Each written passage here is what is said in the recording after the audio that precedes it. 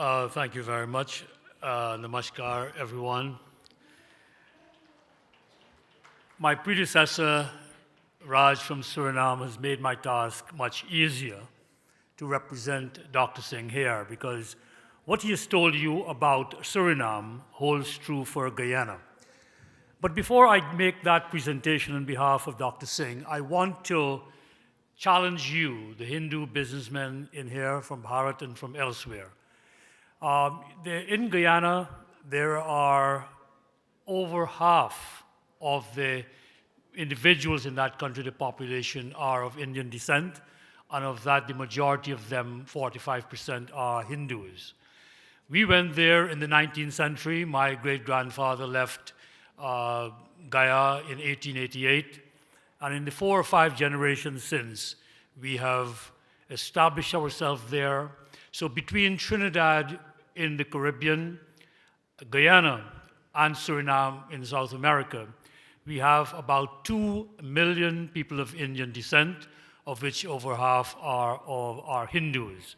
Now, I want to challenge you in this way, that there have been 3 waves of Hindus historically. The first wave was probably from the year 1000 onwards, and they went east.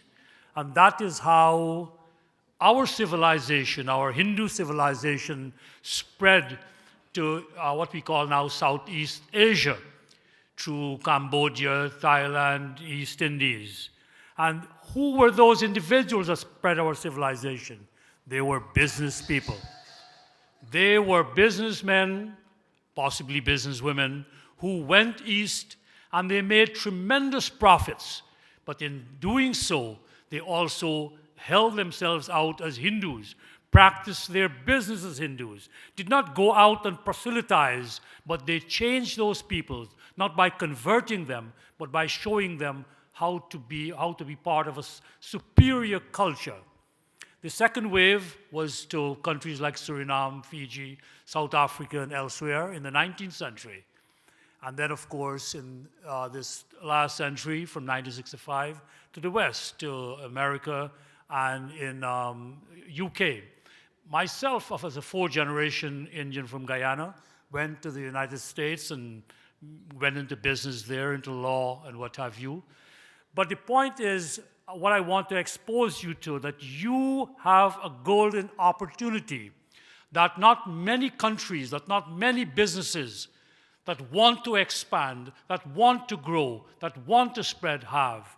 You have an opportunity to have your cake and eat it too.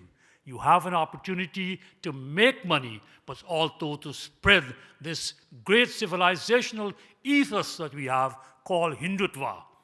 And that is what we should think. We make money just like our first wave to East Asia, but you can also make money and be yourself. Because in these countries in the Caribbean, you have Hindus who are very strong Hindus. We have been able to have, as my brother Raj says, Diwali and Phagwa Holi are national holidays. The rest of the population celebrate them. We did not have to proselytize, but by our faith and our practice and our mores, we are able to show them that, our civilization also matters. So with business, I want to challenge you, in the text that we took to the Caribbean was the Ramcharitmanas of Baba Tulsidas. And Hanuman Swami, that great devotee of Sri Ram, he had to be reminded, remember this, when he was on his way to Sri Lanka, he had to be reminded by Janwant as to who he was. You are Pavanaputra, you are the son of the wind god.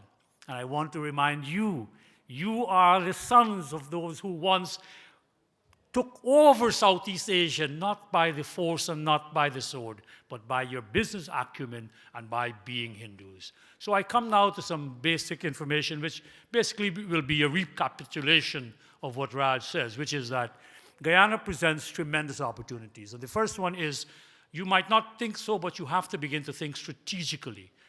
India is going to compete with China. And strategically, your fight in the next century, and you have to think for the next century, will be to secure natural resources, to secure resources so India can develop. And here again is where Guyana comes in. Take, for example, mining. The Chinese have come to Guyana, and Bosai, which is the largest aluminum producer in the world, they have taken over. Guyana and Suriname together have some of the largest bauxite reserves in the world. Guyana has what is called refractory bauxite, which is the bauxite is made into blocks that you make kilns. So if you are to succeed in steel, you need access to refractory bauxite. It's a very high-grade bauxite. Abrasives all use bauxite. There's tremendous opportunities in Guyana for bauxite mining. And all you do, you mine the bauxite, and you calcine it, and then like the Chinese do, they ship it to China, and you make it into aluminum ingots, and you can do it in all your countries. Guyana is wide open. There are huge bauxite reserves that have not been tapped. It is the richest bauxite, and I will put a plug in for Suriname. It's the same ridge which runs through our two countries, the richest in terms of percentage of aluminum oxide in the bauxite, so that's open. Gold. Gold is not just one for jewelry, as you know, in terms of communication technology and what have you. Gold transmits electricity rather most efficiently and doesn't corrode. So that's going to be a use of gold. Guyana produces, is one of the largest producers now. Last year was $1 billion of gold produced. And who are producing the gold? Right now, a new mine from Australia is coming in there. Now here you have individuals in Guyana who are Hindus, who would welcome you. When you go there, you feel you are part of India. And yet the Indian business people do not come. The Chinese are coming. In terms of agriculture, think strategically. India is developing. China has already moved so much of its rural population to urban centers. You will do the same. Who will produce your food? Where is the land for it? Think of food security. Now, this is not any great technological advance. This year, we are producing 620,000 tons of rice, out of which we are such a small population, not even 1 million, we will export 500,000 tons of rice. Guyana has the potential to export, to be the biggest exporter of rice along with Suriname in the world. We have that technology. Do what the Chinese are doing, you businessmen. When China invests, China takes Chinese.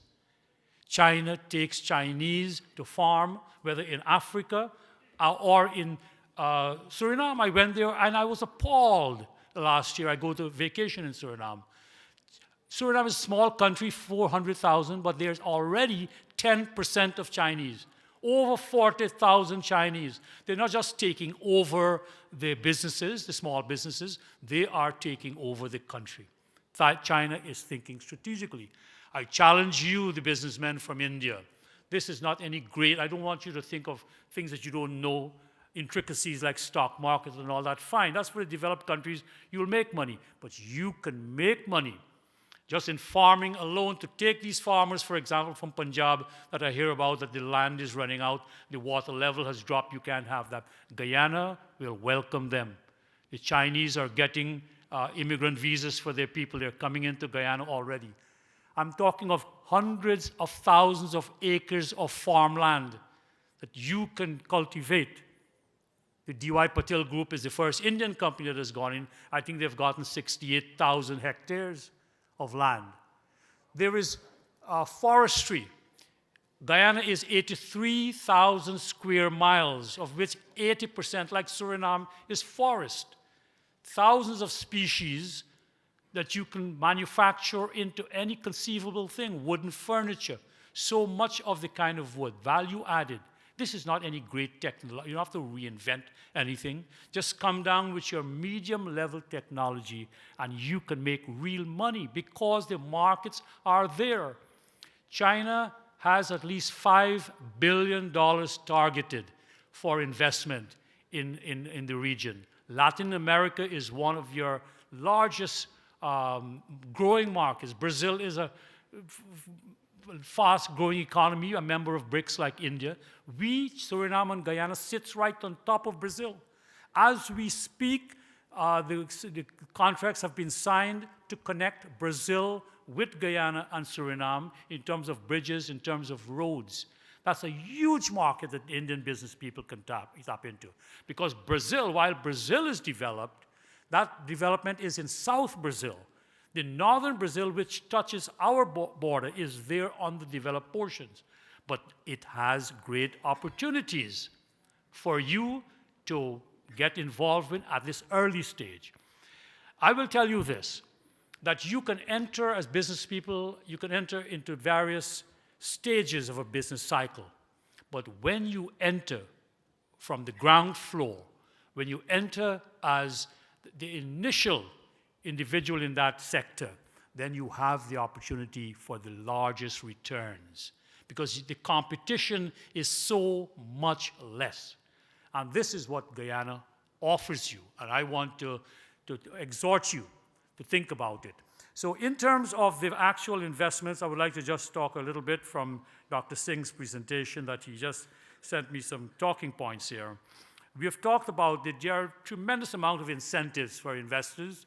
Guyana has one shop stopping in terms of business. It's called Go Invest, and if you were to go on the web and just hit Go Invest Guyana, you will see all of the factors laid out there in terms of the fiscal incentives, in terms of all the other tax holidays and what have you that you can get to start your business in Guyana. There's accelerated depreciation for plant and machinery. There's double taxation treaties with UK, Canada, and Kuwait, so you can have all of that. In terms of exports, once you add value to it, there's no taxes on your export. There's tax holidays, tremendous amount. Ecotourism is big with the developed north. Guyana and Suriname also has tremendous ecotourism potential that you can go there. But the largest is, I think, you kind of want to come back to it in agriculture and agro-processing. Our climate is very similar to Kerala. All those spices that the Western world now thinks about, basic things like turmeric and those spices that you have, one of the largest growing agricultural product in terms of value added, can grow there. Just think Kerala, and you will know what Guyana and Suriname is all about. The West talks about organic. These countries are untouched. 90% of them have never been touched, so there's no fertilizers there. So you can produce almost anything and market it at double the price as organic, and you are well on your way. You have your Hindu brothers and sisters in Guyana. We have still remained an agricultural people, a rural people. My people were from Uttar Pradesh, Bihar, and they have retained their agricultural roots. You have in very few countries in that part of the world where you have farmers who are willing to go out there, who still see the earth as Dharti Mata, and we do puja to it, and we respect it, and we plow it, and we are very, very blessed when we reap it. And we want you to share in that. So those herbs and spices that are flooding the world now, you can get it there. Livestock and dairy products. The Brazilians have made $1 billion industry by clearing their rainforest and starting to produce livestock and dairy products there. Aquaculture is big, is very huge potential for aquaculture. Tilapia, there's seafood. Now the biggest thing, I want to basically leave this with you towards the end of my presentation. Again, think strategic. The former president of Guyana, Dr. Bharat Jagdeo, he has pioneered what we call sustainable development, low carbon development strategy. We are the first country in the world to have adopted a low carbon development strategy. We know the world is running out of fossil fuels, and all countries of the world will have to get on to a whole system of thinking, where are you going to get the energy from? Guyana has huge infrastructural programs that can generate energy where you can go into it. For example, hydropower. Guyana is known as the land of many waters. The Brazilians and the Chinese, we have just one small 140 megawatt plant is going up. The Chinese Development Bank is saying they want to fund it. They're going to put in 500 million. The rest will come out of some other banks there for about $800 million. But the point is that they see returns, because even though it's called the China Development Bank, they get a return of over 9%, better than most other regular banking activities. So what you have to lobby your Indian government for, whether you do it privately, but also the Chinese government, they see good business opportunities, they lend the money because they have a guaranteed return, because it's the country that is backing it. There's public-private partnerships in all these infrastructural things. We are encouraging that. The Chinese right now are building a new airport in Guyana. In addition to the hydro plant, they're building a new airport. A small country like Suriname, $5 billion they've committed. Guyana, $5 billion. And they will bring their people there. The Chinese are thinking strategically, again, I say so. You already have your people there. You already have your Hindus there. And yet they are being neglected. So I want to say this, that we are very proud that Narendra Modi ji is now Prime Minister of India. I first met him in 1993. I met him in 1993 when we went to celebrate the 100th anniversary of Vivekananda ji's going to the West, Parliament of Religions in 1893. And we were in Washington, and Modi ji was there. He and I were on the same panel with Rajmata Scindia ji. And I must say, I will always remember this. Ashok Singhal ji pointed him out to me because Ashok ji had come to Guyana. And he said, that is a lion of Sangha. That is a lion. Narendra Modi ji, Narendra Bhai. And we have seen that lion starting to roar today, and we are very proud wherever we are. Narendra Bhai came to Trinidad, the World Hindu Conference in 2000. And again, we spoke about many of the same problems that we are speaking with now. But it was a different time, and it was a different place. He came to Guyana briefly, where I hosted him and took him around. And the first thing he asked me, he says, I want you to show me what has our people done for this country in terms of sacrifice. And I took him to a monument where, as sugar workers, we had fought the British and died and spilled our blood. And there's a monument to these sugar workers who fought because they were being exploited by the British. And he saw this, and he bowed to this monument and said, this now is your Punya Bhumi. Matri Bhumi may be India, but this is your land. And I want to say that unlike Nehru, who said that we of the diaspora are on our own, in his book, Discovery of India, he writes that. You are on your own. You have to do your own struggle. He didn't want to annoy the British or whoever he was thinking about. Narendra Modi ji said, this is your Punya Bhumi, and you have to struggle for it. I ask you, oh Hindus in this hall, to join us, to connect, and to become one. And you're doing it, and you will get your returns. I'm guaranteeing it. We are at the cusp of development. We are on the top of Brazil. You have a huge market. That whole market that we have access to is over $4.5 trillion. We have free trade with them. Because of our underdeveloped state, we have preferred access to the European market. From Guyana, you can ship duty-free to Europe. To America, we have the Caribbean Basin Initiative. With Brazil, there's a host of products you can ship duty-free. And you have the opportunity, if you don't want to come, to partner with local Hindu businessmen. And I was so proud that we will have this directory. We will be putting down our names. I am part of a group that not only owns media, that is in pharmaceuticals, and we can maybe partner. And you have the whole of that, how many million people in South America to market. So I close with these remarks that we as a people have to look not only at our own interests, we have to look at our people's, our Hindu interests, because our Hindu interest is our own interest. I thank you and namaskar.